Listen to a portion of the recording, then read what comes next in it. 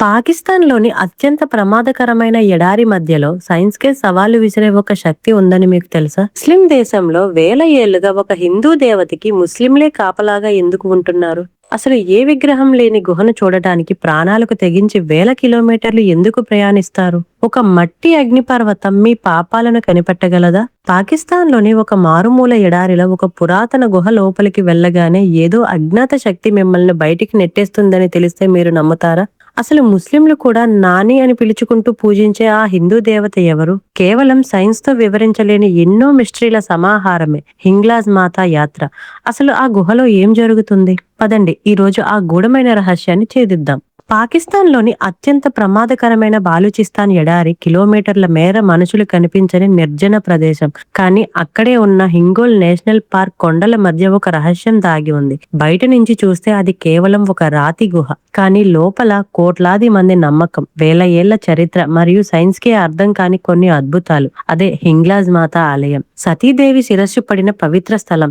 ఇక్కడ విగ్రహం ఉండదు, కానీ ఒక శక్తి ఉంటుంది. పురాణాల ప్రకారం దక్షయజ్ఞం తర్వాత సతీదేవి శరీర భాగాలను విష్ణుమూర్తి తన సుదర్శన చక్రంతో ఖండించినప్పుడు ఆమె శిరస్సు ఈ హింగోల్ నది ఒడ్డున పడిందని చెబుతారు. అందుకే ఇది 51 శక్తిపీఠాలలో అత్యంత కీలకమైనది. కానీ ఇక్కడ ఆశ్చర్యం కలిగించే విషయం ఏంటంటే ఇక్కడ మనుషులు చెక్కిన విగ్రహం ఏదీ ఉండదు. ఒక సహజమైన శిలనే కొఠారి రూపంలో దేవిగా కొలుస్తారు. వేల సంవత్సరాల నుంచి ఎటువంటి కృత్రిమ నిర్మాణాలు లేకుండా ప్రకృతి ఒడిలోనే ఈ పూజలు జరగడం వెనుక ఉన్న రహస్యం ఏంటి? ఇది ప్రకృతి సృష్టించిన అద్భుతమా లేక దైవ సంకల్పమా? ఈ ఆలయానికి వెళ్లడం అంటే ప్రాణాలతో చెలగాటమే. ప్రతి సంవత్సరం ఏప్రిల్ నెలలో జరిగే హింగ్లాజ్ యాత్ర ఒక సాధారణ యాత్ర కాదు. అది శరీరానికి, మనసుకు, విశ్వాసానికి పరీక్ష. ఈ యాత్ర సాధారణంగా కరాచీ నుంచి ప్రారంభమవుతుంది. అక్కడి నుంచి భక్తులు బస్సులు, జీపుల్లో ఎడారి వైపు ప్రయాణిస్తారు. కొంత దూరం తర్వాత వాహనాలు ఆగిపోతాయి. అక్కడి నుంచి అసలు ప్రయాణం మొదలవుతుంది. నడక.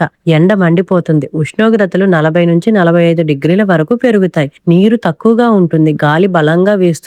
ఇసుకలో అడుగు పెట్టడం కూడా కష్టం. ఫోన్ సిగ్నల్ ఉండదు. వైద్య సహాయం చాలా పరిమితం. అయినా భక్తులు ఈ కష్టాలను దైవ పరీక్షగా భావించి ముందుకు సాగుతారు. ఈ యాత్రలో అత్యంత కీలకమైన మరియు మిస్టరీతో నిండిన స్థలం చంద్రకూప్ మడ్ వాల్కనో. ఇది ఒక మట్టి అగ్ని పర్వతం. మధ్యలో మట్టి కదులుతూ నిరంతరం బుడగలు వస్తూ ఉంటాయి. శాస్త్రవేత్తలు ఏమంటారంటే భూమి పొరల్లో ఉన్న మిథేన్, కార్బన్ డయాక్సైడ్ వాయువుల ఒత్తిడి వల్ల ఈ బుడగలు వస్తాయని. కానీ భక్తుల నమ్మకం వేరు. ఇక్కడ భక్తులు తమ పాపాలను గట్టిగా ఒప్పుకుంటారు. ఒకవేళ వాళ్ళు నిజం చెబితే ఆ మట్టి గుడుగులు ఎత్తుకు లేస్తాయని, అబద్ధం చెబితే అవి ఆగిపోతాయని అంటారు. ఇది కేవలం నమ్మకమేనా లేక ఆ క్షణంలో అక్కడ ఏదైనా అయస్కాంత శక్తి పనిచేస్తుందా? దీనికి సమాధానం నేటికీ మిస్టరీనే. ప్రతి అడుగు అలసట, డీహైడ్రేషన్, భయం ఇవన్నీ భక్తుల విశ్వాసానికి పరీక్షలు. హింగ్లాజ్ మాతాకి జై అనే నినాదం తప్ప అక్కడ మరేమీ వినిపించదు. ఈ కష్టాలన్నీ భరిస్తూ వాళ్ళు ఎందుకు వెళ్తారు? ఆ గుహలో అంతటి ఆకర్షణ ఏముంది? చంద్రకూప్ ని దాటి మరింత కఠినమైన మార్గంలో ప్రయాణించి చివరికి భక్తులు ఆ గుహ దగ్గరకు చేరుకుంటారు. గుహలోకి ప్రవేశించడం కూడా చాలా సులభం కాదు. లోపలికి వెళ్లడం అంటే పునర్జన్మ ఎత్తడమే. వంగి ప్రాకుతూ లోపలికి వెళ్ళాలి.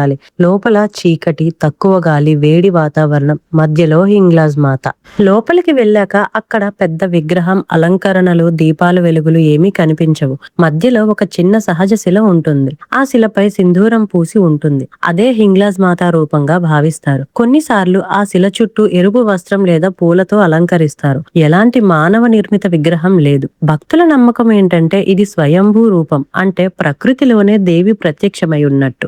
అక్కడికి వెళ్లిన చాలా మంది ఒకే అనుభూతిని చెబుతారు. గుండె వేగంగా కొట్టుకోవడం, ఒకవైపు భయం, మరోవైపు అద్భుతమైన శాంతి. కొంతమంది ఎక్కువసేపు లోపల ఉండలేక బయటకు వస్తారు. చాలా మంది భక్తులు చెప్పే మాట ఏంటంటే లోపల ఏదో అజ్ఞాత శక్తి మమ్మల్ని బయటకు నెట్టేస్తున్నట్టు అనిపిస్తుంది అని. శాస్త్రవేత్తలు దీన్ని హైపోక్సియా అంటారు. ఆక్సిజన్ తక్కువగా ఉండటం వల్ల మెదడులో కలిగే ఒక భ్రమ అని చెబుతారు. కానీ ఏది నిజం? మనసు పొందే అనుభూతా లేక ప్రకృతి చేసే విన్యాసమా? ఇంకా ఆశ్చర్యకరమైన విషయం ఏంటంటే ఈ ఆలయాన్ని కేవలం హిందువులు మాత్రమే కాదు, స్థానిక ముస్లింలు కూడా నాని పీర్ అని పిలుస్తూ గౌరవిస్తారు. యాత్రికులకు సహాయం చేస్తారు, రక్షణగా ఉంటారు. ఇంత సున్నితమైన ప్రాంతంలో కూడా ఇలాంటి ఐక్యత కనిపించడం ఈ స్థలానికి మరింత ప్రత్యేకతని ఇస్తుంది. చివరికి ఒక ప్రశ్న మాత్రమే మిగులుతుంది. ఈ గుహలో అనుభూతి అయ్యే శక్తి నిజంగా దైవమా లేక ప్రకృతి మరియు మనసు కలిపి సృష్టించిన అనుభవమా? శాస్త్రం ఒక సమాధానం చెబుతుంది, విశ్వాసం మరో సమాధానం చెబుతుంది. కానీ ఈ గుహ మాత్రం తన రహస్యాన్ని ఇంకా దాచుకుని ఉంది. అక్కడికి వెళ్లిన వారే ఆ అనుభూతిని అర్థం చేసుకోగలరు. ఇలాంటి మరిన్ని ఆధ్యాత్మిక మిస్టరీల కోసం మన ఛానల్ ని సబ్స్క్రైబ్ చేసుకోండి.